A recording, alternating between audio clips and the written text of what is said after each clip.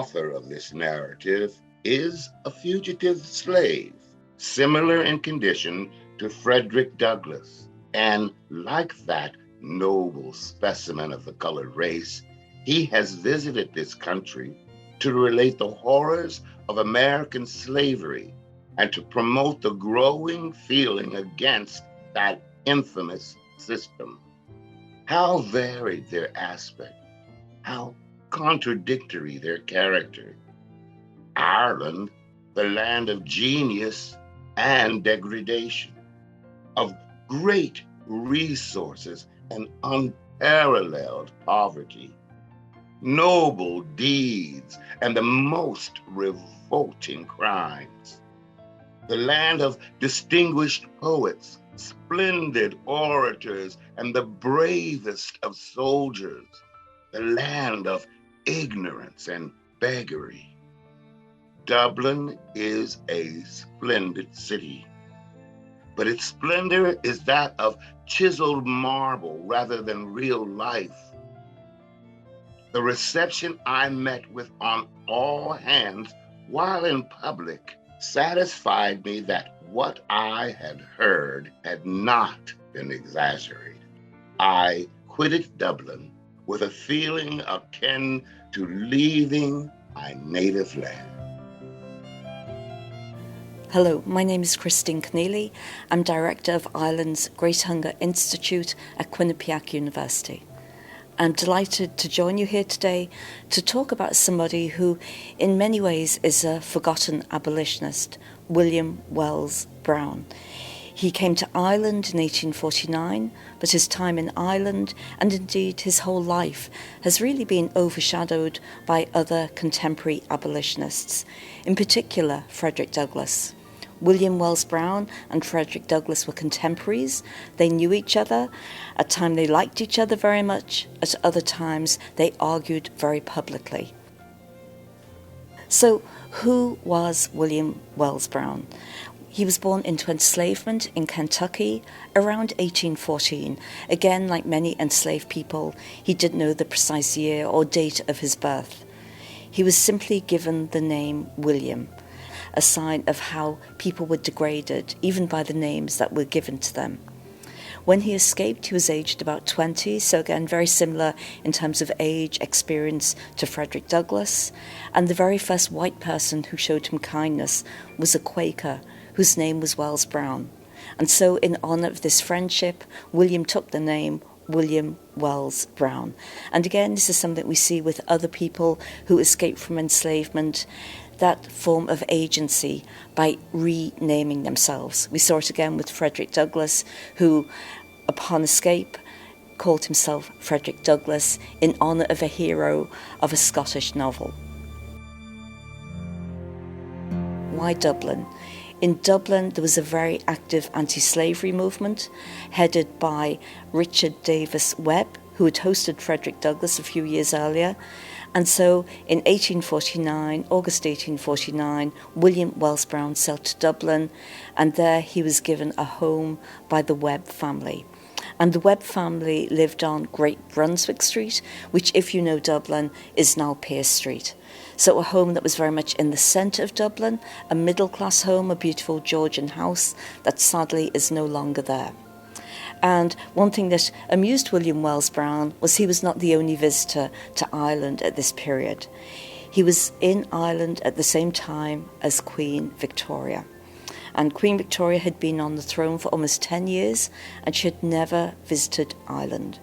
But she was persuaded by her statesmen she should visit at this stage, really as an act of propaganda to show that the famine was well and truly over.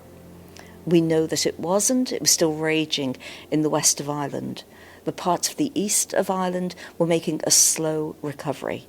And so William Wells Brown found himself in the middle of Dublin, which was very much on high excitement, expecting the young Queen and her 4 young children to visit.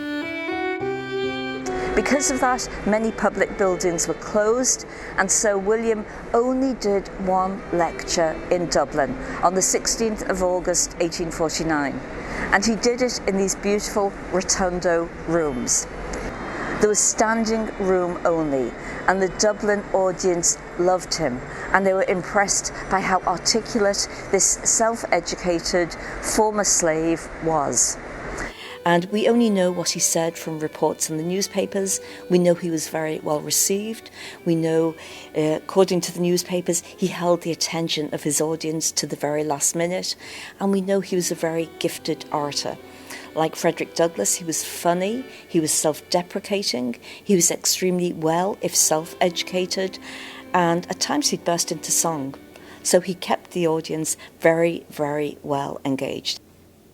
One of the ways in which he engaged his audience was by telling them anecdotes, and he was very funny.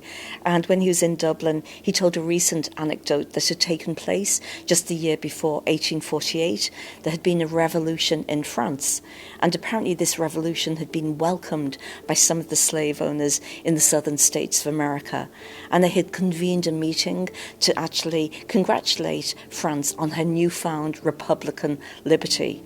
But according to William Wells Brown, 700 slaves saw this meeting by their owners as an opportunity to escape. And so the meeting came to a very abrupt end when they were calling for liberty in France, realizing that their own enslaved people had found their own way of achieving liberty. So that was one of the delightful stories that he told, and you can see why the audience in Dublin really, really enjoyed hearing this great man speak. In some ways it's a shame he only lectured once in Ireland, but he had to leave because he and Richard had promised they would attend a peace conference in Paris. The timing of William's visit to the United Kingdom is interesting. He came in 1849, so he came 4 years after Frederick Douglass. He came when the famine was still raging, but really not so much in the east of the country. But like Frederick Douglass, he noted the poverty of the Irish people, and that was one thing that shocked him, the contrast between the grandeur of some of the beautiful buildings in Dublin and the utter poverty that he witnessed. All the recollections of poverty which I had ever beheld seemed to disappear in comparison to what was then before me. We passed a filthy and noisy market where fruit and vegetable women were screaming and begging those passing by to purchase their commodities, while in and about the marketplace were throngs of beggars fighting for rotten fruit, cabbage stalks, and even the very trimmings of the vegetables. On the sidewalks were great numbers hovering about the doors of the more wealthy and following strangers, importuning them for pence to buy bread. Sickly and emaciated looking creatures, half naked, were at our heels at every turn.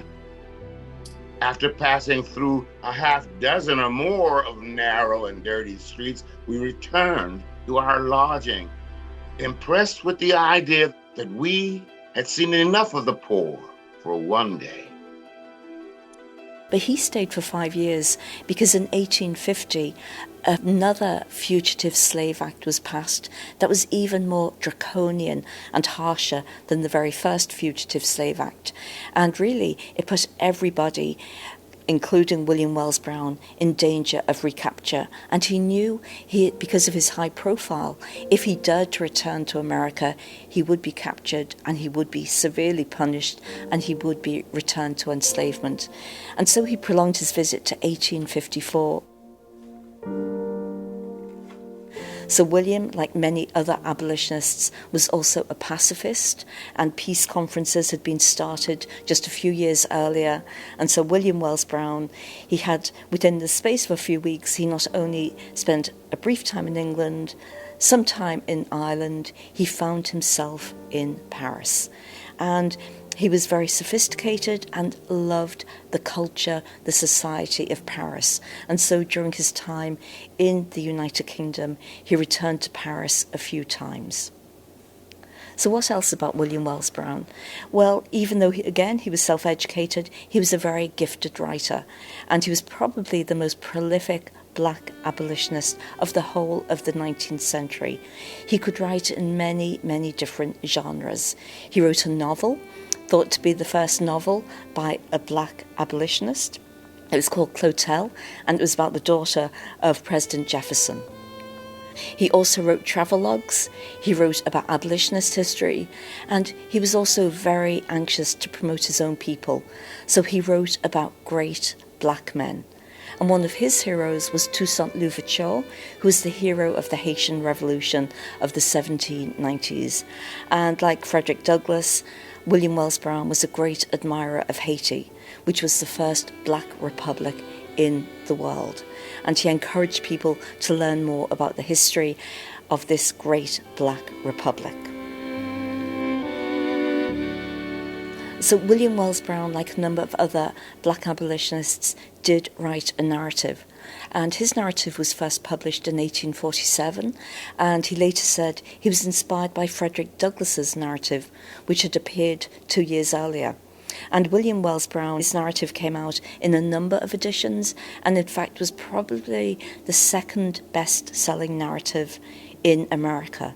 And again, it's in stark contrast to Frederick Douglass, whose narrative is so well known today that few people know about William Wells Brown's narrative. When he was in Ireland, it was reprinted again, and again it sold out. So it was very, very popular.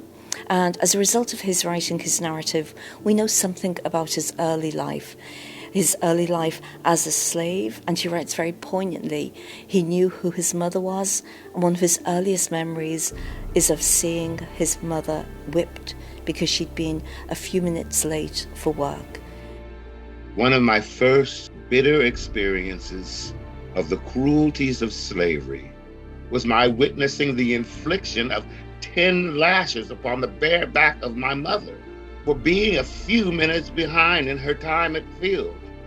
A punishment inflicted with one of those peculiar whips in the construction of which so as to produce the greatest amount of torture. And this was something that really affected him and really taught him about the cruelty of enslavement. He later wrote that no matter how many words you used, you could not describe how cruel the whole system was, that there were not enough words to describe the cruelty of this system. When William Wells Brown arrived in Liverpool, because that was the transatlantic port, he said he was stopped by the customs in Liverpool, and they were very curious to see what he had in his suitcase. And he had a number of suitcases. He had the plates from his narrative, so it could be reprinted in Dublin by Richard Webb. And the customs were particularly engaged by a number of instruments of torture that William Wells Brown had in his suitcase. And one of them was a collar that would be put on people who had dared to try to escape from enslavement. And the collar had a number of spokes on it. But what these spokes meant was that the person who was forced to wear it could never sleep comfortably, could never sit down comfortably, could never lie comfortably, couldn't even feed themselves comfortably. First, one article was taken out, then another, till an iron collar that had been worn by a female slave on the banks of the Mississippi was hauled out, and this democratic instrument of torture became the center of attraction, so much so that instead of going on with the examination, all hands stopped to look at the Negro collar.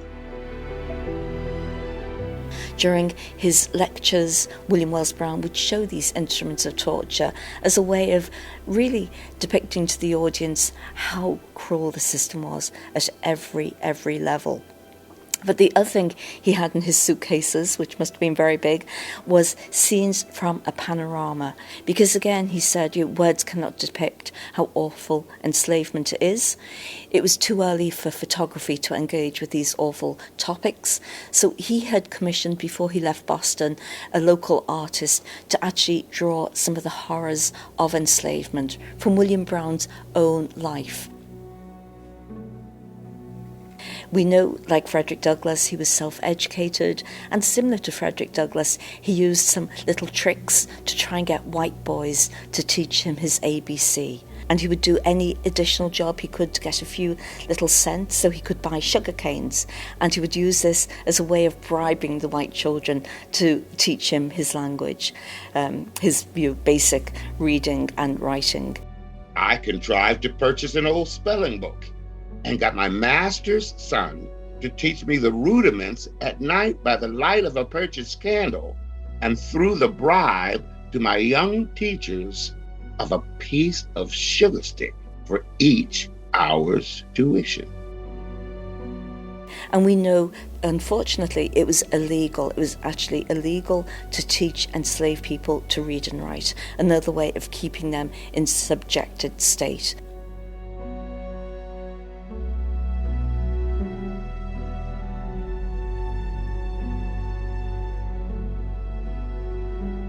William Wells Brown was such a great innovator. He communicated with people in such a variety of ways. But perhaps his most innovative, brilliant strategy was during the great Crystal Palace exhibition of 1851. So this exhibition was held in London. The Crystal Palace was especially built to accommodate it, and it took place over a period of months, and people came from all over the world, and in many ways it was to showcase Britain's industrial might. But people were invited to send their own exhibitions, and America was involved to a slight extent. But William Wells Brown actually took this opportunity of this great exhibition that was attended by thousands of people to attend, actually with his friend from Ireland, Richard Davis Webb. And during the midst of this, he and a group of other abolitionists put on a performance. And the performance was to show how cruel it was, the selling of people into slavery. And he, with two other black abolitionists, William and Ellen Craft, put on a performance. And then they gave out images showing the cruelty of enslavement. And this was in the midst of this great showcase to the world. So apparently American visitors were really angry that this was being told about them and against them. But again, it shows the bravery of William Wells Brown and just what a brilliant original thinker he was in showing ways of actually portraying the reality, the awfulness of enslavement, and engaging his audience with its awfulness. So we know he spent his first 20 years in enslavement. And then when he came to England, he engaged another artist to actually extend this panoramic view. So he had a number of scenes which he carried around with him. He first displayed them in Newcastle in the north of England, and he would do this instead of lectures. He would set up this panorama, and then he would give an explanation. And again, being William Wells Brown, he actually used music as a way of engaging people who came to see this. And one thing we know and from his writings is this was exhausting. This was the way in which people like William Wells Brown, like Frederick Douglass, like other visiting black abolitionists survived. They actually had to charge people to come and hear them lecture. They sold their narrative, and in the case of William, he showed this panorama. But as he wrote about, doing this was an actually exhausting process. He also writes very movingly. At one point he was in London and he saw a black man who was begging for money, and he reached in his pocket to give him something, and he realised he only had a farthing, the smallest amount of currency possible. So even though he gave away this farthing, it made him realise how vulnerable he was, so far away from his own homeland, from his own family, from everything he knew. And I think in that one story, it is a very poignant reminder of the loneliness of these black abolitionists who came to Britain to lecture, to promote abolition. They did it at great cost to themselves. William eventually returned to America in 1854, and he was only able to do so because some women abolitionists in England, supported by women abolitionists in Ireland, raised the money to purchase his freedom. And in the past, his former master had offered to sell William his freedom, and William, on principle, had refused. I cannot accept Mr. Price's offer to become a purchaser of my body and soul.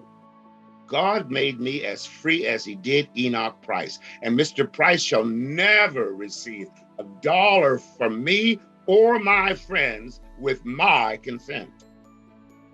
But by 1854, he wanted to return to America very badly. He was homesick. He felt he could do more good in America. And so he accepted the offer by these women abolitionists to purchase his freedom. So he returned to America 1854, just as America was heading into this awful period of civil war. William returned to America 1854 as a free man, and he continued in his anti-slavery activities.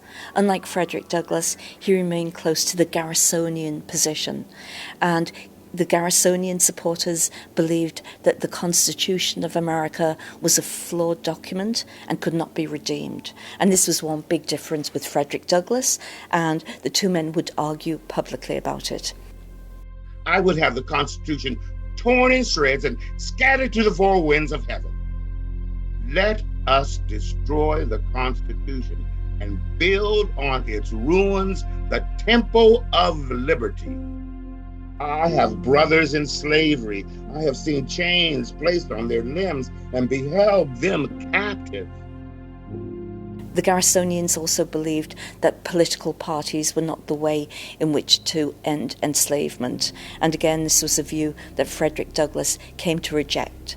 So even though the two men had been friends and actually really admired each other for many reasons, publicly and politically they disagreed, as William Wells Brown continued to support Garrison. And when civil war broke out, like many other black abolitionists and like Frederick Douglass, William Wells Brown was very suspicious of Lincoln. He didn't believe he was truly committed to an abolition of enslavement. And we know that this proclamation did not come around until 1863. And William, like Frederick, also believed that black men should be allowed to fight for their own freedom and to be allowed to be part of the Civil War. And again, this didn't happen until 1863, but both William Wells Brown and Frederick Douglass became very active in recruiting black men to fight for their own freedom. So finally, in 1863, black men were allowed to participate as soldiers in the war, and both William Wells Brown and Frederick Douglass supported the 54th Massachusetts Regiment, which was a black-only regiment, and two of Frederick's sons actually joined that regiment. Slowly, William Wells Brown came to appreciate Lincoln, and we know Frederick Douglass actually became a friend of Lincoln towards the war. What's really beautiful is that William Wells Brown, as soon as he landed on Irish soil, had that sense of liberation, of freedom, of agency. And in some ways he echoed the words of Frederick Douglass, but he did it in his own unique, beautiful way, because he talked about being in Ireland and feeling safe and feeling the equal. No sooner than I was on British soil than I was recognized as a man, as an equal. The very dogs in the street appeared conscious of my manhood. Such is the difference, and such is the change that is brought about by a trip of 9 days in an Atlantic steamer. For the first time in my life, I can say I am truly free. And again, this is something that he never felt in America, either before 1849 or after 1854. So to be in Ireland and to be treated as an equal by every white person he met was a truly wonderful, liberating experience for William Wells Brown. And when he left Ireland, he spoke how he felt it had become a home to him and how difficult it was to leave Ireland. I had returned to the country for the express purpose of joining in the glorious battle against slavery, of which this Negrophobia is a legitimate offspring. And why not meet it in its stronghold? I might have remained in a country where my manhood was never denied. I might have remained in ease in other climes.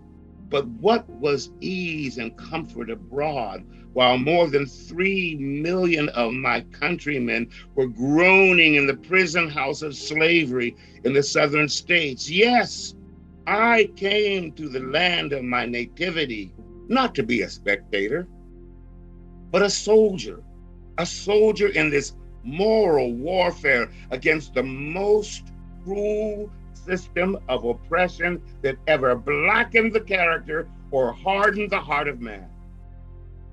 And we know the friendships he established there, he kept for the rest of his life with the Webbs. The Webbs joined him a few times while he was in England, and the two men helped to set up their own abolitionist newspaper, the Anti-Slavery Reporter. And we know that William Wells Brown, like so many black abolitionists, even though they spent a short time in Ireland, being in Ireland proved to be transformative to their development as abolitionists and as activists. But unfortunately, William Wells Brown's personal life was never very happy. He didn't have a good relationship with his first wife, Elizabeth. They were estranged, and she wrote some pretty damning articles about him, saying that he was happier being with white women than with her, which does not appear to have been true in any way. One of his daughters sadly died, predeceased him, which was tragic, and William did marry a second time, and he and his second wife had 2 young boys, but both children died. So his personal life really was quite tragic in many ways. And despite all his greatness, despite his many, many talents, he died alone. He died when he was about 70, and he was buried in an unmarked grave in Cambridge in Massachusetts. And it's only in the last few years that he has been honoured with a small, simple marker where he is buried. So it just seems incredible that this man, who was so groundbreaking in what he did for abolition, in terms of what he did in writing, in promoting black activism, in supporting people to actually achieve their potential, and in travelling in Britain, in Ireland and in France, and making such a great contribution wherever he went, being admired wherever he went, came back to America and really disappeared into obscurity. And I would like to think that he will be more recognised for his many, many contributions to abolition and to human rights.